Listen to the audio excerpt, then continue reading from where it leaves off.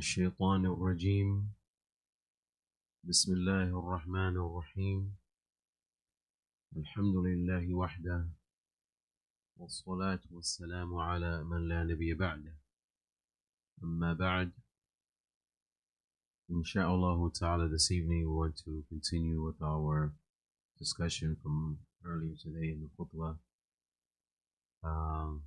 where as I mentioned we started last week with farewell advice, and we talked about last week's building the community based upon revelation, and we said that this week we said that building the community based on revelation requires knowledge. As a person can't build based upon something that he doesn't know about. And so my advice this week was to seek knowledge, which seeking knowledge is done so in numerous ways. There are a number of ways and there are a number of avenues that a person has at his disposal for seeking knowledge.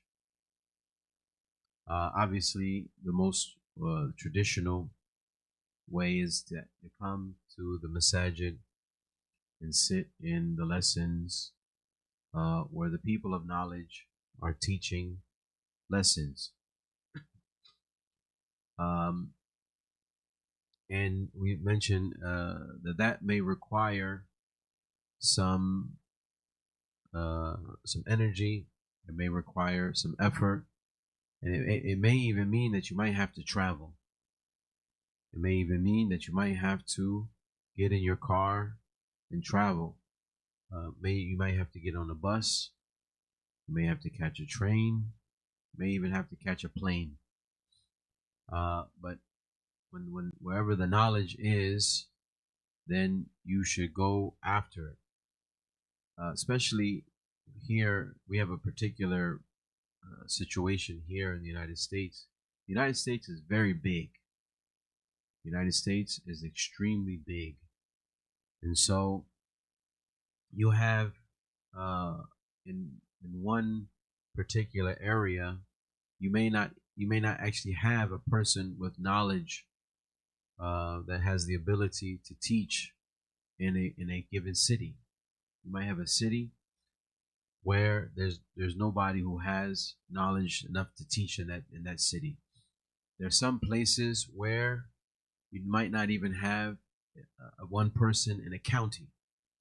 It might be an entire county where there's not a person qualified to teach the religion of Allah subhanahu wa ta'ala. So the people who live, or the Muslims who live in that area, are required to get up and go out and seek knowledge and bring that knowledge back to their people. And so, for example, if we live in Osceola County and there's no one that's qualified to teach in Osceola County, then we need to go over to Lake County, or we need to go to Orange County and find someone who's qualified to teach the knowledge. And then we come back to Osceola County with knowledge, and we teach the Muslims here in our particular area. And that's imperative, because we cannot worship Allah subhanahu wa ta'ala on ignorance. We cannot worship Allah ta'ala on ignorance. The Prophet sallallahu alaihi wasallam, he was asked about a situation. We all know the hadith where the men were traveling, and there was a man who had a head injury, and he had to make a ghusl, or he fell into a state of janaba. And he asked his companions, he said, look, I have this injury. Do I have to make the ghusl, or can I just make tayammum? They told him, well, water is available, so you have to make the ghusl. And so he made the ghusl, and water ended up getting into his injury such that it caused him to die. He ended up dying because of this. When they got back to the Prophet sallallahu alaihi wasallam, they asked him about this, and they told him about what happened and what the man had asked and their answer. And the Prophet sallallahu alaihi wasallam said, "You killed him. You all killed him. Why didn't you ask when you didn't know? Why didn't you ask when you didn't know?" And so these individuals, they gave a fatwa. It's not that it was something that was unheard of. You're in the state of janaba, you make the ghusl. You put the water on your body, you make the ghusl. However, this person had a particular circumstance that required a little bit more in-depth understanding of the situation. And so this is why it is important that we have knowledge and that we bring knowledge back to our communities so that we establish our worship upon revelation. And the only way to do that is through knowledge, is having knowledge of what Allah said about this situation. For example, what are we supposed to do when it's time for the Salat al-Fajr? So for example, we have in our Masjid, we have here a situation where right before we turn the clocks at the end of October, the Salat al-Fajr comes in 6:33, 6:34, right? And that causes, if we were to like what we usually do is we have about 20 minutes between the adhan and the iqamah, because the Prophet sallallahu alaihi wasallam used to the time between the adhan and the iqamah used to be qadr 50 ayah. Is it enough for him to recite 50 ayah, which is about 15-20 minutes or something like that. And so we wait 15-20 minutes because the Prophet sallallahu alaihi wasallam, this is how it used to be during his time. But we are in a situation now, we were to wait 20 minutes, we'll be praying at 6:55. The iqamah for Fajr will be 6:55. Now that's almost 7 o'clock. People have to be to work 7:30, then the traffic. So what do we do?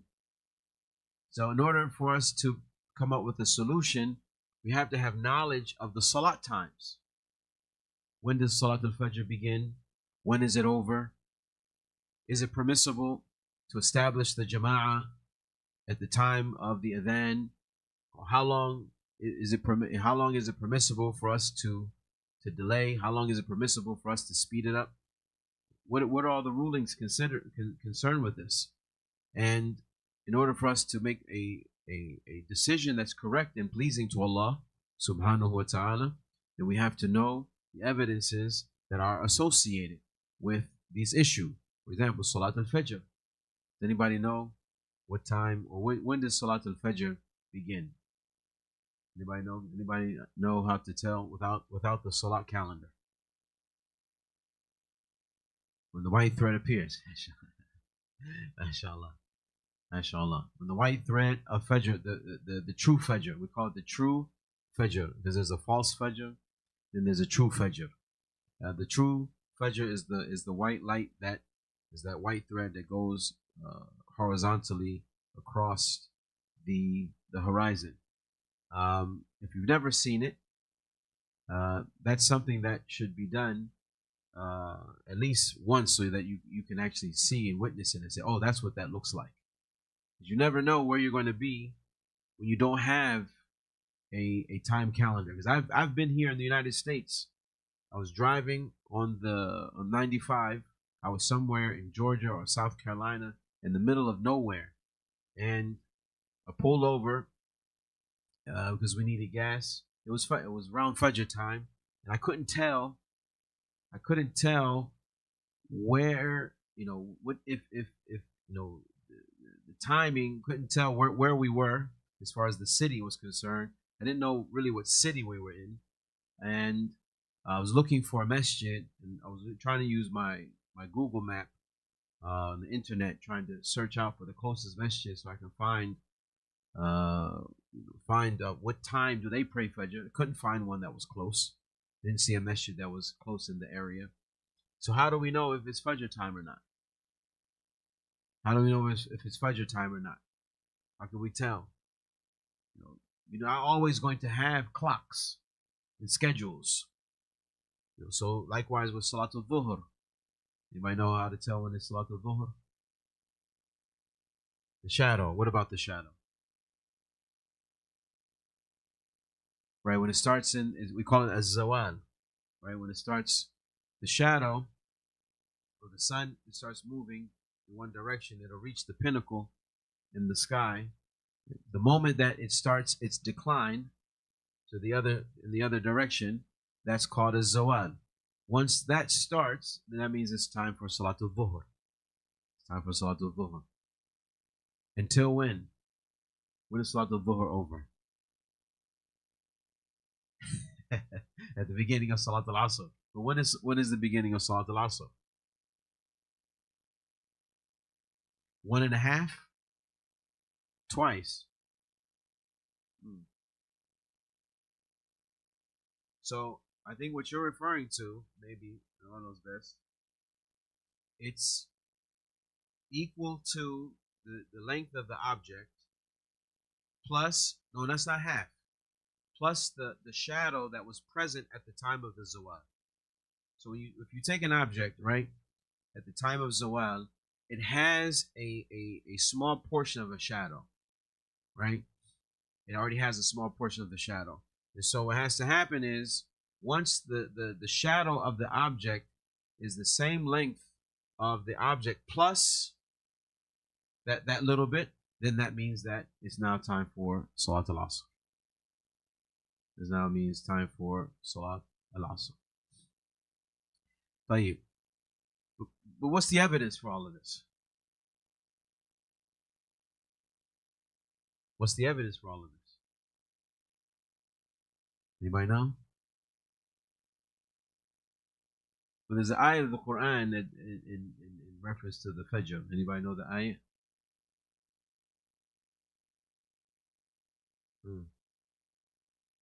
وَكُلُوا وَاشْرَبُوا حَتَّى يَتَبَيَّنَ لَكُمُ الْخَيْطُ الْأَبْيَضُ مِنَ الْخَيْطِ الْأَسْوَدِ. Eat and drink until the white thread of dawn becomes clear to you from the black thread of the night. I mean, that's when the Fajr begins. And all of the rest of the rulings as it relates to the timings for the 5 daily prayers, you can find it in the Hadith of Jibreel. This, not the Hadith of Jibreel when he says what's Islam, what's Iman, referring to the Hadith of Jibreel when the Prophet ﷺ, when he came back from his night journey, Jibreel came to him and he led him in Salat the first day, and he led him in the Salat the second day, and he said, Al-waqtu ma bayna hadain. He said the timing is what is between these two. So this is the basis for the evidence, or this is the asl for the timings for the Salat. And al-muhim, the point that I'm making is not in reference to the Salat timings per se. It's in reference to having knowledge so that we can make decisions, so that as a community we can worship Allah subhanahu wa ta'ala based upon clarity. As you remember, when it was a little bit of some confusion a few years ago, people came to us and said, hey, you guys are praying wrong, you're fasting wrong, right? Because your Fajr is not correct. And so what do? Right? We know that the Fajr is based upon the white line. It's not based upon these calendars and these time schedules, right? It's based upon what we see in the sky. So we get a group of brothers together, we go out to the ocean, and we look to see who's correct, because we'll make decisions based upon that which is correct, based upon knowledge, so that we can have our deeds accepted by Allah subhanahu wa ta'ala. And that goes for the Salat, it goes for our zakat, it goes for our siyam, it goes for every single aspect of the worship that we practice should be based upon that knowledge. And the only way that we're going to learn is by going out or the only way that we're going to know is if we go out and we learn. The only way that we'll know is if we go out and we learn, we put energy, we put effort. إنما العلم بالتعلم. Knowledge is only based on learning. And earlier today in the khutbah, I made my suggestion that we should be buying books. Books and reading is also part of the learning process. Books and reading is also part of the learning process. And we should have books in every single subject. We should have books in tafsir. We should have books in aqidah. We should have books in hadith. We should have books in fiqh. We should have books in history, in seerah. We should have books in all of these areas. This will help us have a full and complete outlook on Islam. We shouldn't just have books on hadith, and we shouldn't just have books on tafsir or just books in fiqh. Rather, we should have a very nice comprehensive book in every single subject. Preferably, we should have more than one. It's no problem to have more than one book of tafsir. For those of you who don't speak Arabic, for example, there are Tafsir al-Sa'di has now been translated, alhamdulillah. It's in 10 volumes. Tafsir Ibn Kathir, the summarized version of Ibn Kathir, has been translated. That's also in 10 volumes. You can purchase these. You can get them online now. You can buy them online and someone will deliver them to you to your front door. Right? You wake up in the morning and UPS package for you right there on your front door. You don't even have to go anywhere. You don't even have to travel to purchase the book because somebody will bring it to you. You just have to spend a little bit of money. And these books should be accessible, should be in a place where that is common for the family, whether it's in the living room or in the dining room or whatever area that is used by the family where people are going to see the books, walk by them on a constant basis so that they can be reminded that have these books here, that there's knowledge here, and research can be done. Research can be done. And you might say, well, why would I purchase a book? They're heavy, they take up space, when I can just get the PDF? Right? Why would I purchase the book when I can just get the PDF? Well, several things. Number one, you having the PDF limits access to the book. Because if I have the PDF on my phone, which I do, most of the books that I own in my library, I have a PDF copy on my phone, right? But there's limitations, because what if my son, what if my wife wants to have access to that book and I'm not home? Let's say I'm at the Masjid, or let's say I'm traveling, and somebody in my family wants to access that book. What's going to happen then? Do we now have to have 5 or 6 PDF copies of so everybody has to have a phone in the house, and then everybody's phone has to contain a digital copy. That's not practical. It's not practical. Another problem is that when you're doing research electronically, you miss out on some of the fawaid or some of the benefits of actually having to flip through the pages. Now, when you're doing research and you actually have a physical book in front of you, it forces you to have to read the table of contents, what we call the index. It forces you to have to look through the index. It forces you to have to read the introduction of the author so you can learn his methodology, so you can find things in the book, learn how to use the book so you can find things. And so it opens up your mind and your understanding to the book in of itself. Whereas if you're doing research electronically, you Google certain, whichever you're Googling, it kind of takes you straight to what you're looking for. So you'll never come across something. You don't know how many times I've been searching for something, and I've been flipping through the pages, and I come across an issue like, oh, I didn't realize that this was here. Let me bookmark this. Or if I have a lot of time, I may end up, being like, you know what? Let me take a peek at what he says about this. And then which makes you go look for something else, which makes you go look for something else. And now all of a sudden you started in one area. Now you've opened up to a whole other group of issues that you didn't previously know or understand. And you can't do that when you are flipping through PDFs. I know because I use PDFs at times. And so it's important to have bookshelves with the physical book, physical copy. Even myself, I still own a copy of Encyclopedia Britannica, like the real ones back that we used to have back in the day. Remember, we were in high school, in elementary, in middle school. You go to the library, those big, thick Encyclopedia Britannica books, the one with the gold, the gold edges on the paper. I still have those. I have a copy of that. And the crazy that I bought my copy was like 30 some odd volumes. They sold it for less than $30.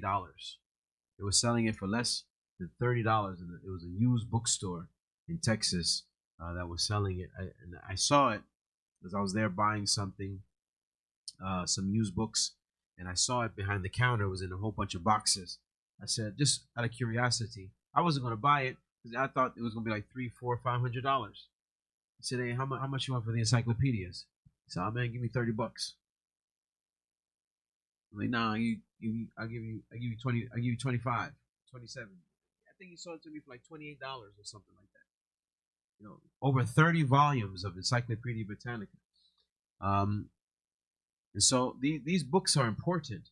Having a dictionary for the English language, a dictionary for the Arabic language, a translation, a book of translation, translating from English to Arabic and Arabic to English, like a Hans Ware or Al-Mawrid. These are books that are extremely important. They're important. They should be essential in your library. Abu Bakr, you have a library? Small one, like this one. No problem, inshallah. No, that's okay. No, that's okay. We all had small libraries at one day.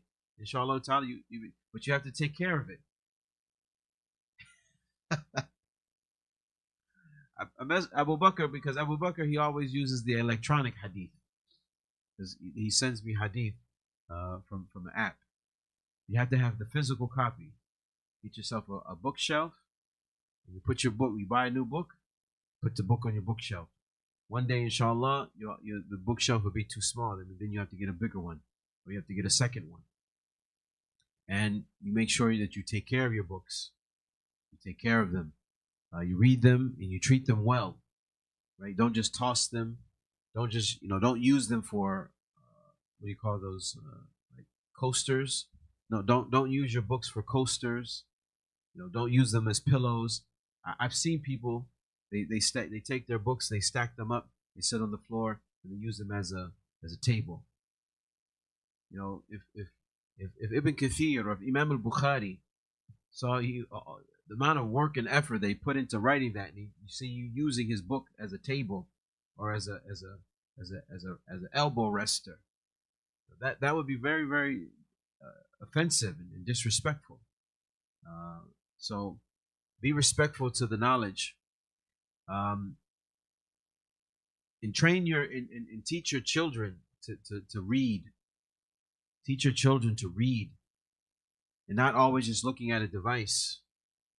And I know I don't want to go on a tangent, but I did a research, and I think I told y'all before, I did a research back in 1999. When I was in college, and my research was about television. And the research started off as the harmful effects of television programming on children, like what they're watching on television and why it's negatively affecting them. What I came to realize after doing my research is that it's not just the programming, it's the TV itself or the screen itself. Sitting and watching something on a screen for long periods of time, it has a negative effect on you. And if you don't read, your eyes have muscles in them. That's how you look from up and down, left and right. Your eyes, they can move from like side to side, because they're like little muscles that cause that movement, right? If you don't work them out, like if you don't work out, you do push-ups and sit-ups, right? Your muscles get weak, right? You're not going to be very strong. Okay. Likewise, if you're not working those eye muscles out, then your eye muscles get weak. If your eye muscles are weak, then what happens after you sit down and try to read with weak eye muscles? You know, your eyes are going to get tired. You're going to be like, I don't like reading. It's not that you don't like reading. It's just you don't read. You don't read, and therefore your eye muscles become weak, and it's going to be a little bit more difficult. So the answer to the issue of this is not to stop reading, it's to do a little bit more reading so that you can strengthen yourself. And our children, we shouldn't allow them to just be, turn into zombies looking at screens, right? And so this is something that we have to build our households on knowledge through attending the lessons and reading. Now, I'm not saying that watching YouTube videos or live streaming TikTok, beneficial TikToks and things like that. I'm not saying that doesn't have its place. However, this can't be the source of our knowledge. 3-minute clips. Watching a clip. Where a sheikh is talking about an issue, you get a clip. Where a 30-second clip, a minute clip. That's not knowledge. You have to learn and understand the issue. You have to learn and understand the evidence.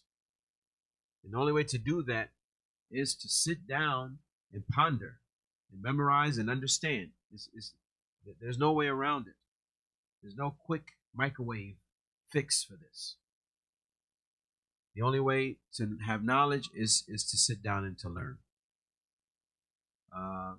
And the next thing we mentioned in the khutbah was reference to memorizing the Quran.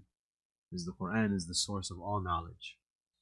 The Quran is the source of all knowledge, so it's important for us to memorize the Quran. And even though we're older now, and we may not necessarily have our youth with us, we can still learn. There are shuyukh, there are scholars of Islam. They memorize or they finish their memorization of the Quran after they were 50. They finished their memorization of the Quran after they were 50. And you never know what kind of blessing Allah subhanahu wa ta'ala can put in your time and in your effort if you just start trying. If you just dedicate yourself and say, this is what I want to do, sincerely. You don't know how Allah subhanahu wa ta'ala can bless your effort and bless your time. Imam al-Nawawi rahimahullah, he was in his 40s when he died. Imam al-Nawawi was in his 40s when he died. It's reported in his biography, he used to teach 12 lessons a day. He used to teach 12 lessons a day. Who has time to do it?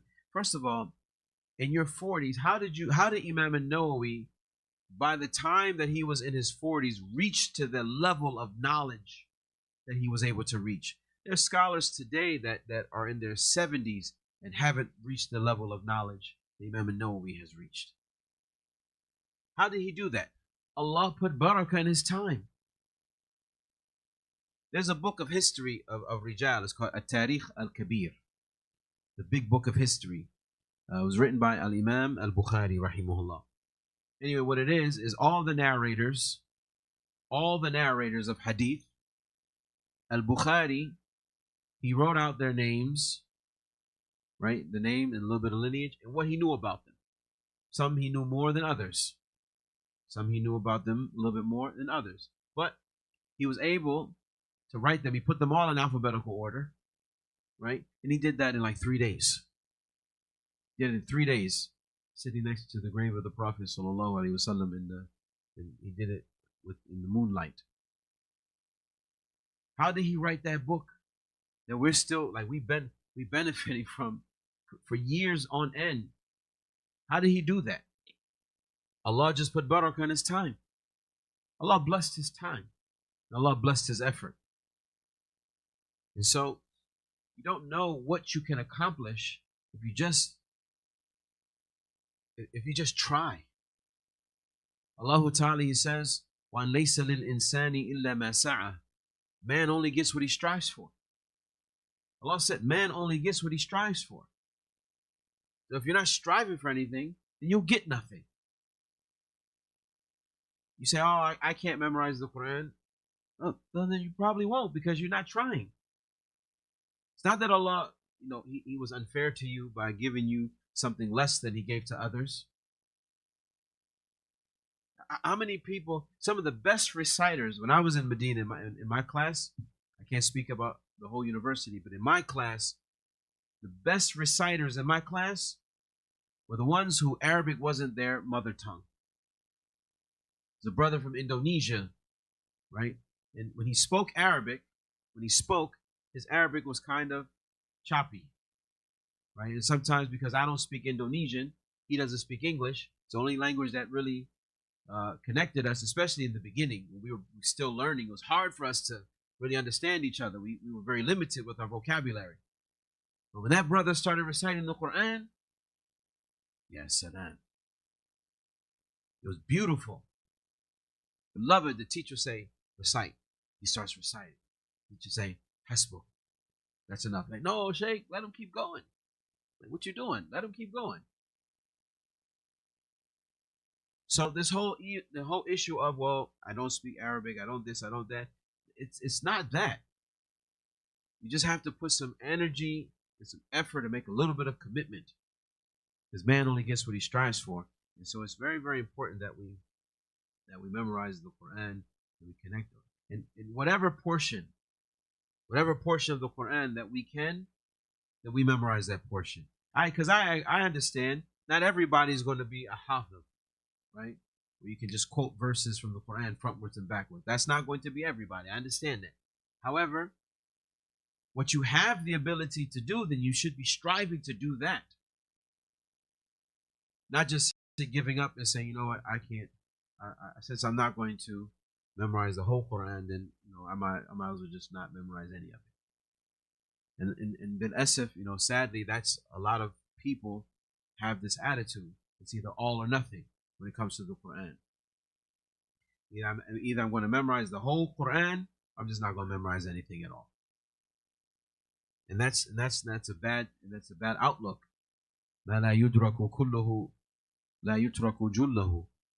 That which you can't complete all of it doesn't mean that you don't complete most of it. Just because you can't do it all doesn't mean you don't do some. Just because you don't get all the rewards don't mean that you don't try to get some of the rewards. And so we have to strive for knowledge, strive in memorizing the Quran. The Quran is the source of all knowledge, and trying our best to be able to combine all of that together and implement as much as we possibly can. So this is what I had. Allah subhanahu wa ta'ala knows best. Anybody have any questions, concerns?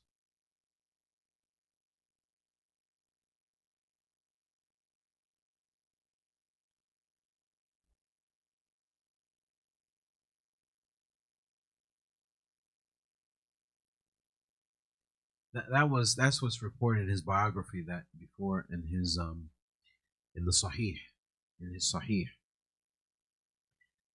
he would pray 2 rak'ah before he put the hadith into his Sahih.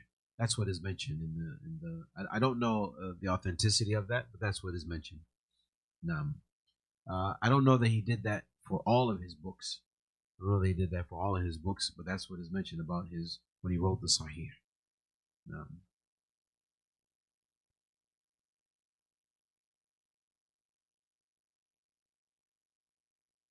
I don't know anything that was mentioned about him. He was sincere, and the only way, and the reason why I say that, is because of the qabul, that Imam al-Nawawi, his works have been accepted by everyone, right? So you have individuals who have good books, but their books were only accepted by certain groups, right? Certain groups accept, he was the scholar of of the Mu'tazila. He was a scholar of the Ash'ari. This was the scholar of the Sufiya. This was a scholar of this one. He's a scholar of that one.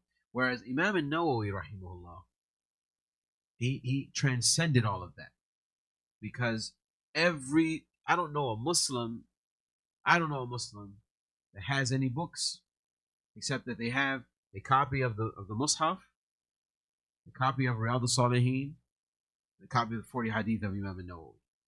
Everybody has, like, this is like a staple in the Muslim household, and in order to get to that level of acceptance in the ummah, you have to be sincere. You have to be sincere. There are big scholars that people don't know about. They're not very famous. Big scholars that aren't necessarily famous, and that's not, fame is not necessarily an indication of sincerity or lack thereof. However, Imam an-Nawawi, rahimahullah, if I had to stand in front of Allah, I would mention, because when you look at his writings, like, you feel from Imam an-Nawawi sincere advice. Even if there's things I don't agree with Imam an-Nawawi on, there's issues that I don't agree with him on. However, I every time I pick up a writing from Imam an-Nawawi, I feel like Imam an-Nawawi is advising me. I walk away feeling like he wants me to be a good Muslim. That's what I feel, whether it's his explanation